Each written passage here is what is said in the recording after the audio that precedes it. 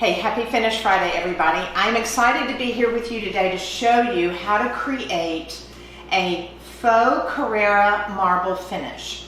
The great thing about this is that I'm going to be showing you on a masonite board, but when you're doing projects, you can be thinking about this finish being done on your floors. You can do this on walls. You could do this on the top of a buffet that you're painting. You could paint it on top of your Formica countertops. So you've got a lot of different options as far as where this finish that you're going to be learning today can actually be used. So I've got my cameraman that is taking care of Facebook today, and I'm not going to be answering questions per se. I'll do that later, but we've got him up on a step stool so he can come over and you can see the overhead. Let me know where you're tuning in from. Let me know, send me some love and some hearts, and then ask your questions, and then I'll be popping back on Facebook later to be able to answer your questions. So again, the finish that we're working on today is Carrara marble and veining. I'm going to be showing you with Ballet white, Luxe gray, Graphite, and a good man is hard to find. But those are the colors I'm using. But as any technique that I'm going to be showing you, you can change your colors up. I always like, if you're going to be working with a whiter marble, it's always good to start with Ballet white because it's the purest white that we have. All right, so you ready? Let's get started. Okay, so this is just a regular masonite board, and you know me, I tell you all the time about working on surfaces and finish samples. You can go to the hardware store and you can get these masonite boards. This is going to allow you some practice time. That's really important. One, a lot of you are building portfolios, you're learning how to do finishes, and this makes for a great portfolio piece. All right, so I'm gonna pour me some water in here.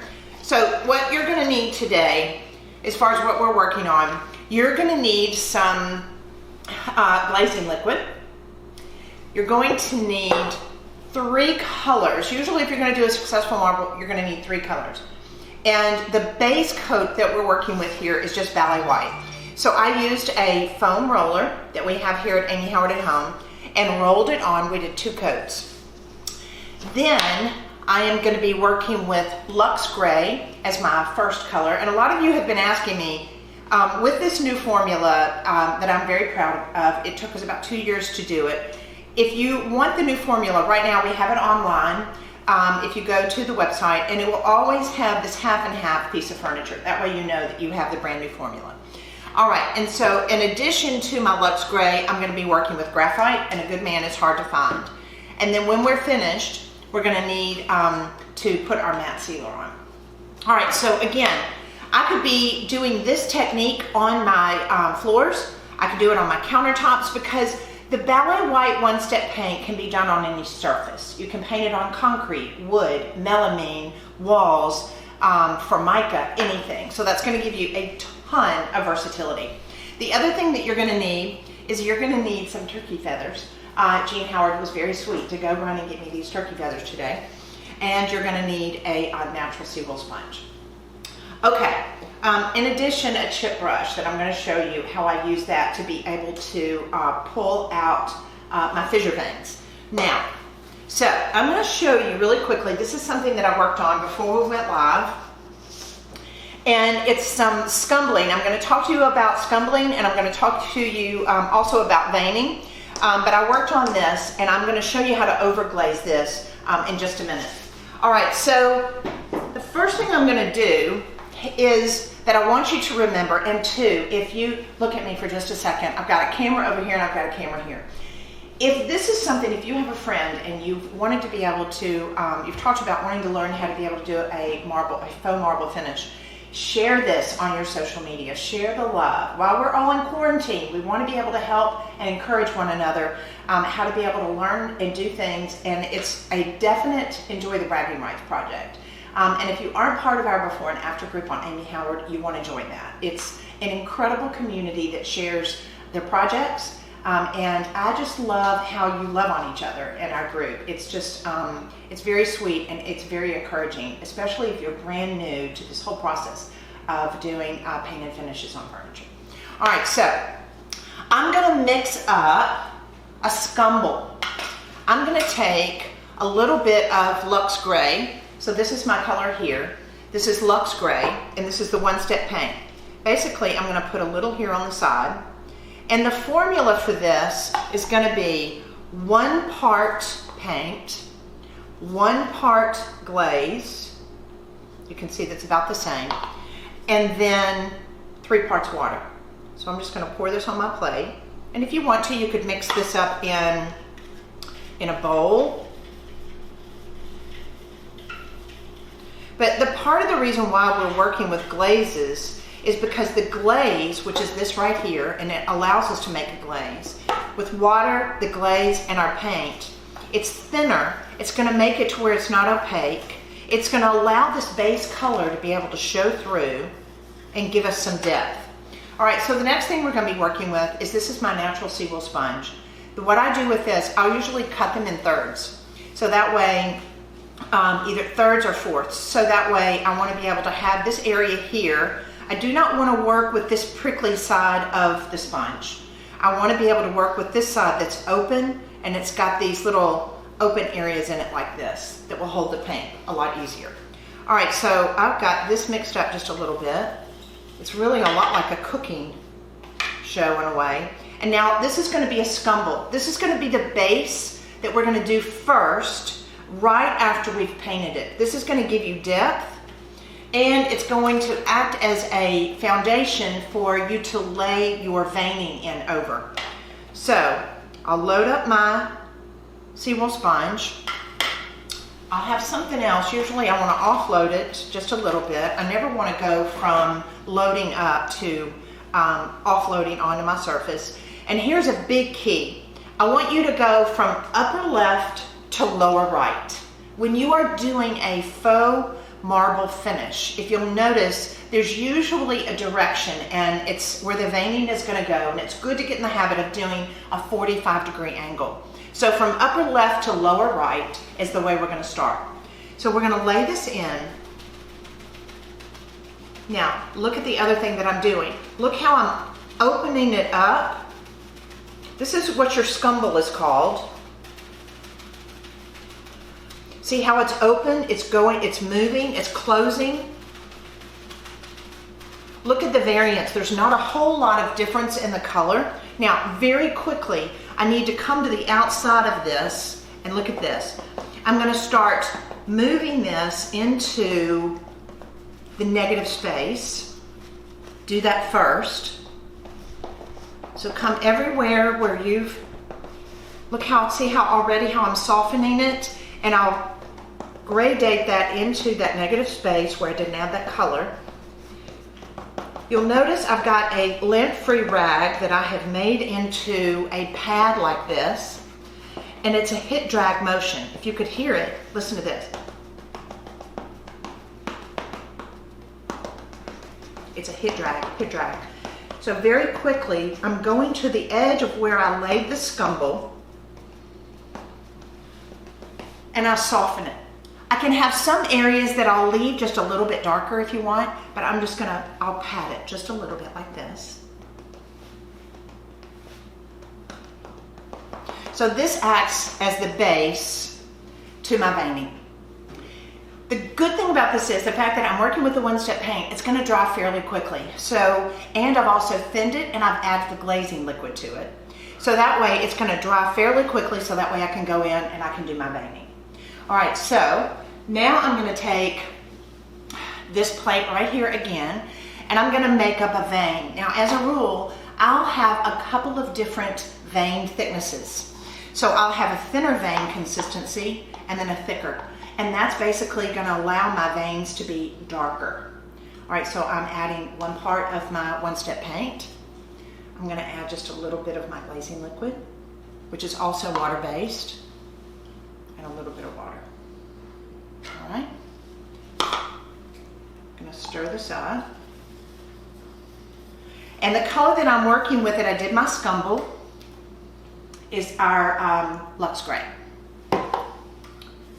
Such a great, fabulous color. You know what? And I just thought of this. This would be a fabulous, if you've got some Formica countertops that you need to paint, you could do this on your Formica countertops and then paint your kitchen cabinets in the Luxe Gray. It would be absolutely dynamite. Love that idea. You can also do this technique on your bathroom vanities. If you have Formica vanities, you can do the Ballet white first and then come back to your scumble and some of your veining in Luxe Gray. But Luxe Gray is a big, big color for us. All right, so now here's our turkey feather. You need to work with turkey feathers. Smaller feathers really will not work. This allows you to be able to move it really well, to be able to go in and out of the scumble. Guys, this scumble is very, very important that you do this first. Otherwise, when you lay the veining on top of just a white surface, it's gonna have a tendency to look a little bit more non-refined, let's say. All right, so look at this. I'm gonna put my turkey feather in some water and I'm just gonna soften it. The sink comes in handy sometimes. And then I'm gonna dip it into my glaze like this. Now I'm right-handed, so I'm gonna work on the left side of my feather. And I've got some aluminum foil.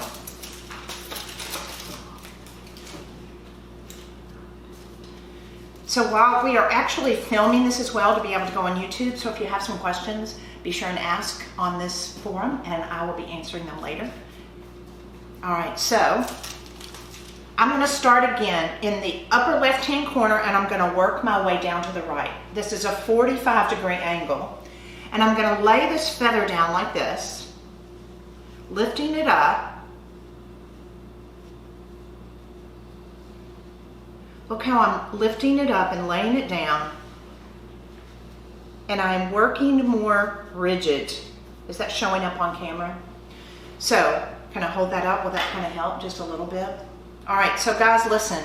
This is a real important thing to learn when you are doing this. Sometimes people make a mistake. They go in like this. They're creating veins that look like snakes. We don't want snakes. The process of having it to where you're doing more of a veining technique like this is more natural. It is a process of lifting it. I'll lift up my feather like this. I'll come around and they're fissures. So this vein is opening and closing and opening and closing. And then this area right here, look what I'll do. I'll pull it on into this one.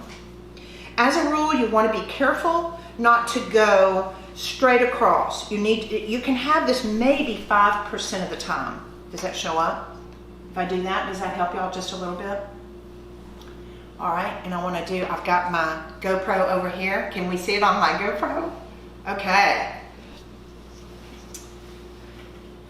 All right, so now you'll look at the other thing that you'll notice. See how some of these are a little bit darker? Now I'll come in here, I'll load up my feather just a little bit, and I'll bring it up on the tip. Look how I'll agitate it just a little bit, and I'll go straight and lift it up. So that way I have my veins that are different consistencies and different colors. The other thing that you want to do is you want to make sure that you have your veining running in and out of the scumbling that you laid on first. That's really important. So look at this area in here. I can see where my scumble, I'm going to come in here and I'm going to lay in a vein on the outside of that scumble. Look how I'm lifting my feather up, down, pulling it up, creating that open area here. And don't say, Amy, you're making this look too easy. Guys, I've been doing this over 30 years. I love the fact that I am able to teach you.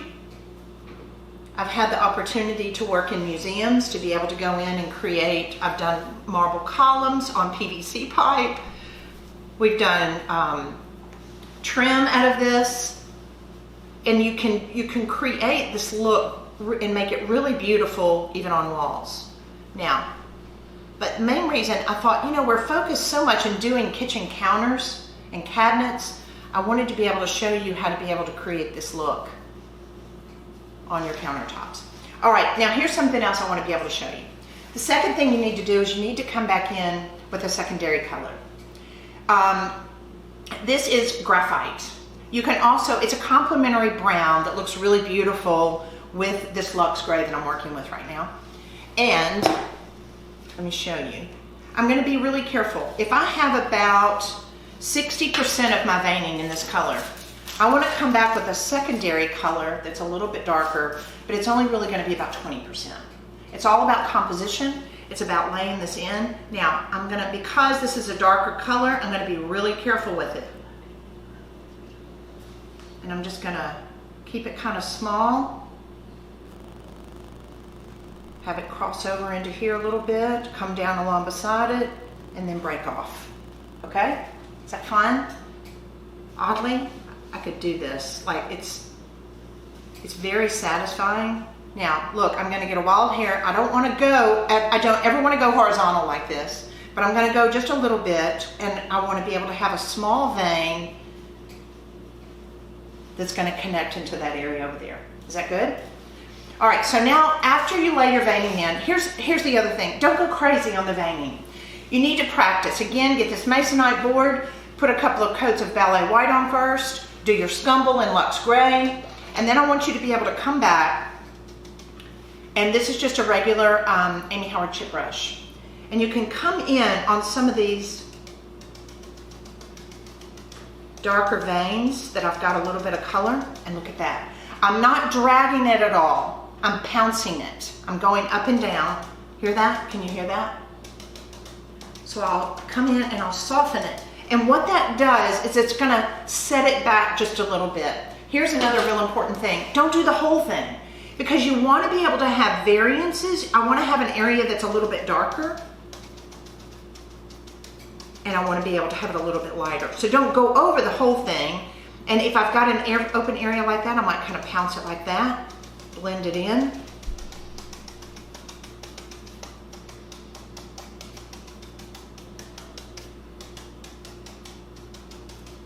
I can even come back with my lid-free rag that's turned into kind of my pad that I'm scumbling like this. You also want to make sure that you just kind of flatten it like this and then feather that out.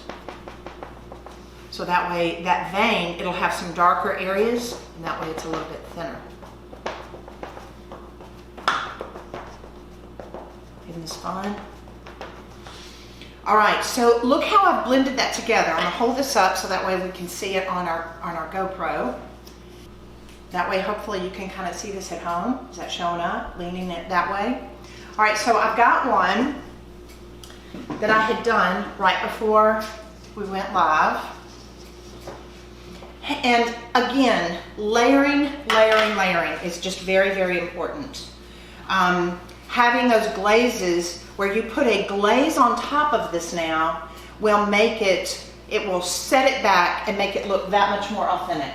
All right, so hold on just a second. I'm gonna grab my roller. I've got a little bit of my Ballet white here in my bucket. I'm gonna add some glazing liquid. I'm gonna add some water. And this is gonna be my top glaze. As a rule, I'll do a top glaze in what my base coat color was, which in this case was Ballet white. I wanna make sure that it's not too thick. I'm gonna thin it just a little bit. This top glaze should be 1 part paint, 1 part glaze, and 2 to 3 parts water. It's going to be very thin. I don't want to be able to see it showing up too much. It's strictly to be able to set this back. Set back our veins, set back our scumble. The other thing too, when you're working with this glaze, it has a type of varnish in it. So it acts as a sealant. If you're going to do this technique on floors, I really would probably suggest sealing it with our matte sealer. If you're going to do it on countertops, I would do that as well. All right, so I've got my glaze here. I'm going to come over the whole thing.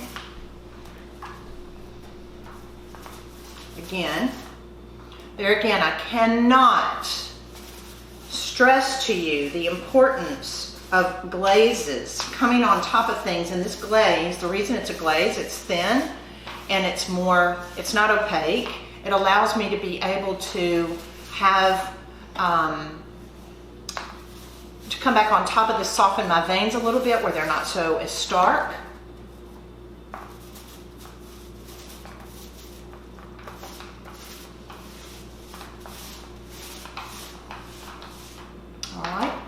So now I'm going to come back. Did I miss a place?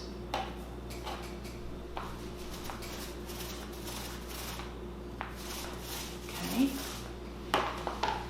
Then I'm going to take my pad again. I want to make sure that it's nice and clean. Again, a lint-free rag. And fold it like this and then make it hard like this. Don't use paper towels for this because you're going to get a texture from the paper towel that you're not going to be happy with. And then I'll just start again at this. You're going to cover every area of this. Move your weight, continually move it around. Don't lay it down like this. Don't go across, away like this. You need to work very organically. As a rule, I'll even work in a 45-degree angle, just so where I'm continuing to kind of keep what I started with my marble.